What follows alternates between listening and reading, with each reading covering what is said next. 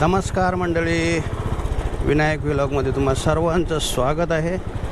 आज आपण करतोय छोटीशी नाईट बाईक राईड, जे की इथून आपण पनवेलपासून सुरुवात केली आहे पालीला जायला, आणि पेट्रोल वगैरे भरून घेतलं आहे आपण। त्यानंतर चैन लूप पण केलं। हवेचा प्रेशर भरपूर कमी होता दोन्ही टायरमध्ये।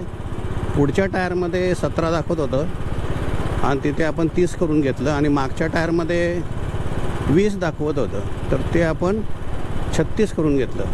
तर आता छानपैकी गाडी अशी सुरळीत चालते, कारण हवा कमी असल्यामुळे थोडी दाबून चालत होती।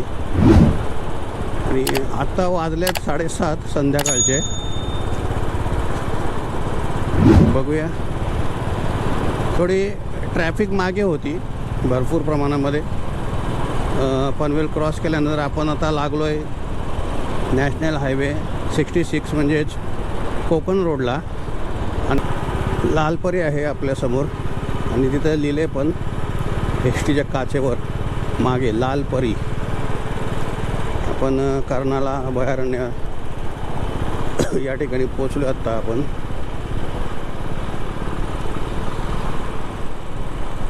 आणि वातावरण एकदम मस्तपैकी असं गार आहे।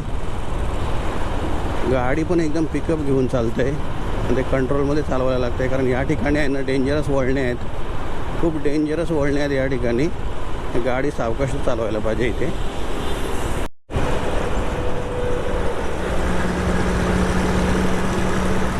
रात्रीच्या अंधारामध्ये आहे ना अंदाज येत नाही काय, कारण कसं होतं आहे की आपल्या गाडीला आहे ना एक्स्ट्रा लाईट्स वगैरे लावलेल्या नाही आहेत। जसं ऑक्झिलरी जी लाईट असते ना ती लावली इकडे 2 वगैरे, ते जरा राईड करायला बरं वाटतं रात्रीचं। पण आता ही अशी लाईट आहे की याच्यामध्ये तेवढं काय फारसं रस्ता क्लिअर दिसत नाही।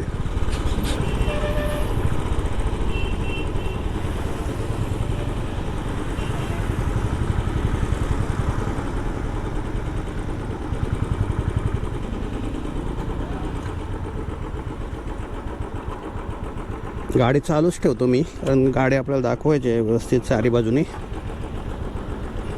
साई सहारा रेस्टॉरंट ॲक्च्युली हे बघा, अशी काहीशी गाडी दिसते आपली चारी बाजूनी, दाखवतो।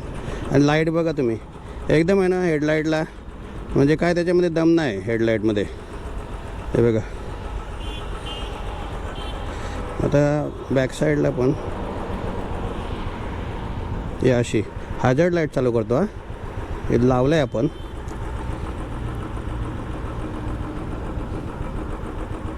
हां, आता चालू झाली।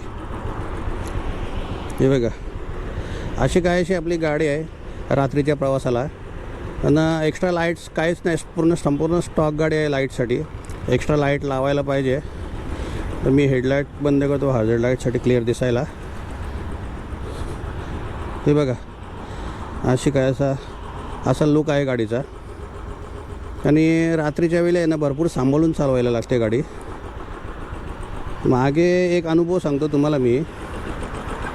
पंढरपूरवरून येताना रात्री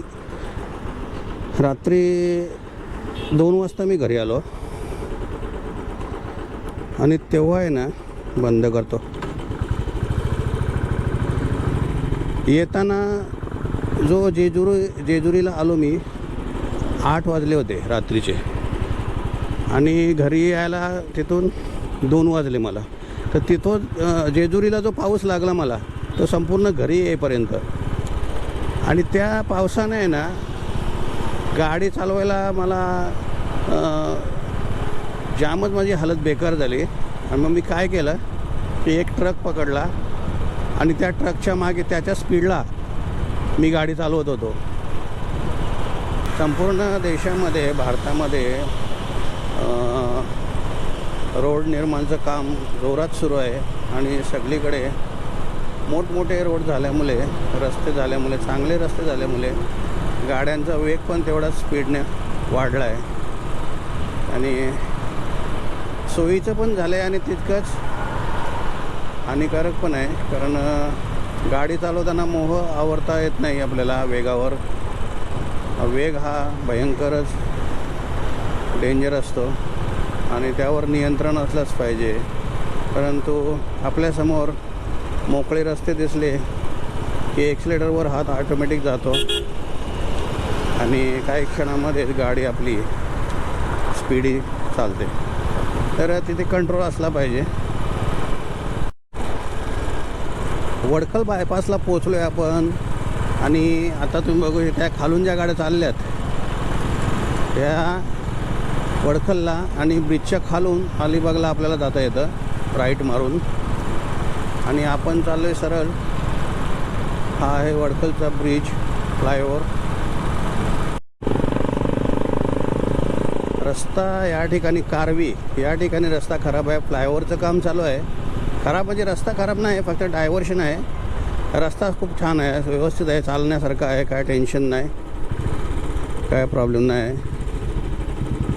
माझ्या पुढे जी बुलेट चालले ना त्याच्या मागेच मी चाललो आहे. तो बऱ्यापैकी स्पीडला चाललं आहे आणि मग अजून त्याच्यापेक्षा स्पीड मारण्यापेक्षा त्याच्या मागे चाललेलं बरं. हे बघा या ठिकाणी फ्लायओव्हरचं काम चालू आहे म्हणून, पण रस्ता चांगला आहे. हा पहिलाच डायव्हर्शन भेटला मला. रस्ते डायव्हर्शन संपला. हा एक डायव्हर्शन होता. त्यानंतर संपूर्ण रस्ता कॉन्क्रीटचा आहे छानपैकी असा. शक्यतो नाईट राईड करताना आहे ना गाडी आपण जपूनच चालवायला पाहिजे, कारण खड्डे कुठे आहेत काय आहेत, कारण रस्त्याला आहे ना स्ट्रीट लाईट नाही आहे. या ठिकाणी पुढे अजून एक दुसरा डायव्हर्शन भेटला आहे. इथे रस्त्याचं काम चालू आहे लेफ्ट साईडला. पांडापूर आहे ना त्या ठिकाणी, पांडापूर स्टेशनच्या जस्ट पुढेच. तर राईट साईडचा जो आपण चाललो आहे तो कॉन्क्रिटीकरण झालेला आहे आणि लेफ्ट साईडचा रस्ता काम सुरू आहे. त्यामुळे सांभाळून चालायचं आपल्याला, कारण समोरून जी लाईट येते ना वायझर मधून काहीच दिसत नाही मित्रांनो. वायझर वर करून चालवत होतो गाडी मी. आता रेकॉर्डिंगसाठी मी वायझर बंद केलं आहे, कारण आवाज आहे ना मग रेकॉर्ड होत नाही व्यवस्थित, कारण हवेचा आवाज भरपूर येतो आहे. या इथे काम भरपूर दिवस रेंगाळलं आहे. हा दुसरा डायव्हर्शन भेटला आपल्याला रस्ता म्हणजे, पण तेवढा काय विशेष असं काही खराब नाही. रस्ता चांगला आहे दुसरीकडचा, त्यामुळे नो प्रॉब्लेम.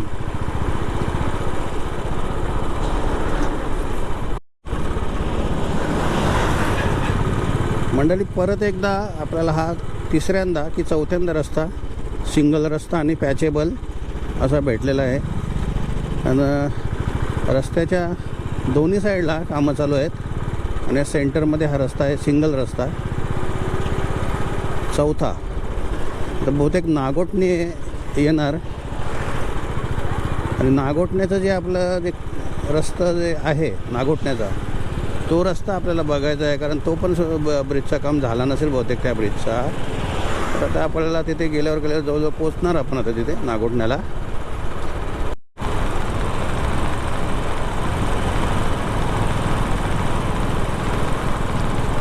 हवेमध्ये आता गारवा जाणवायला लागला आहे छानपैकी. तर आपल्या नवी मुंबईमध्ये भरपूर गरम होतं आहे या टायमाला पण. हां, नागोठण्याला जवळजवळ पोचलो आहे आपण आता असं वाटतं आहे. हा एक साईडचा जो आपण नागोठण्याचा एंट्रन्स आहे ना पहिला, त्या ठिकाणी आपण पोचले. आणि पुलाचं काम बघा जोरदार चालू आहे. आत्ता सध्या बंद आहे रात्री आणि रस्ता एकदम चकाचक केलेला आहे. भले साईडने रस्ता ठेवला आहे पण मस्त रस्ता ठेवला आहे एकदम. आता पुढे जे पेवर ब्लॉक आहेत ना ते आपल्याला आहेत की नाही तसेच का, त्याचं काय अशा पद्धतीने केलं आहे का ते बघायचं आहे आपल्याला. बघा उंच एकदम बनवलं आहे, भरपूरच उंच घेतलं आहे.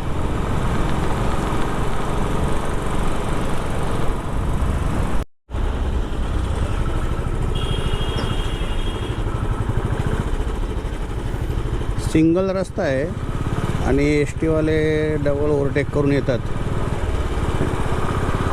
काय बोलायचं.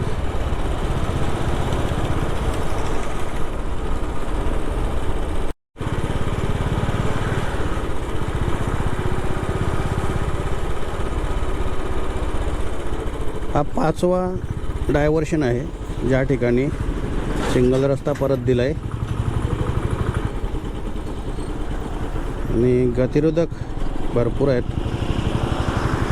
कारण रस्ता अरुंद आहे एकदम. कोणी ओव्हरटेक करायला नको म्हणून तसं दिलं आहे ते. हे बघा, गाडीच थांबवावी लागते, खाली उतरायला पण चान्स नाही.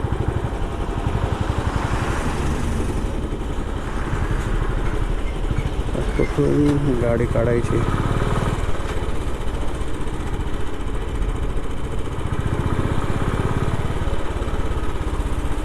एखादं हेवी व्हेकल आलं ना की लगेच स्लो होते. आता आपण आलो आहे नागोठण्याच्या दुसऱ्या रस्त्याला. आता पुढे बघूया, काम तर बंद आहे ब्रिजचं, आणि हे बघा पेवर ब्लॉक सुरू झाले. म्हणजे अजूनपर्यंत नागोठण्याचा जो फ्लायओव्हर आहे काम फ्लायओव्हरचं ते काय झालेलं नाही, आणि फ्लायओव्हरची कंडिशन पण तशीच आहे होडीसारखी. तर कमसे कम हे फ्लायओव्हर काढून याच्यावरती डांबरी रस्ता जरी टाकला ना तरी बरं होईल, पण ते पण काय करत नाही बघा. आणि सिंगल रस्ता आहे.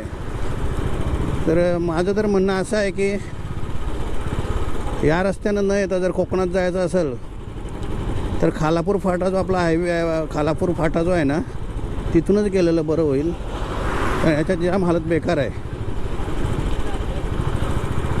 तर पुढे ओव्हरटेक करायला आपली लाईट पॉवरफुल तेवढी नाही ना, त्यामुळे दिसत नाही किती मोठा खड्डा आहे तो. हे बघा, गाडीच्या चालण्यावरून समजत असेल तुम्हाला. हे बघा कसे ओव्हरटेक करत येतात. ओ माय गॉड, काय का अजूनपर्यंत ठेवलाय काय समजत नाही. रस्ता असाच काय नागोठणे वासियांनी काय केलंय काय समजत नाही. अरे अरे अरे, काय येतील या रस्त्याने कोणी. हां, निघालो बाबा. तर अशा पद्धतीने आपण पाली फाट्याला पोचलो आहे. तर 5 ते 6 डायव्हर्शन या ठिकाणी आपल्याला भेटले या प्रवासामध्ये. पनवेल पलेसपै फाटा ते पाली सरळ रस्ता गेला आपला गोव्याला, आणि आपण आता पालीमध्ये चाललो आहे.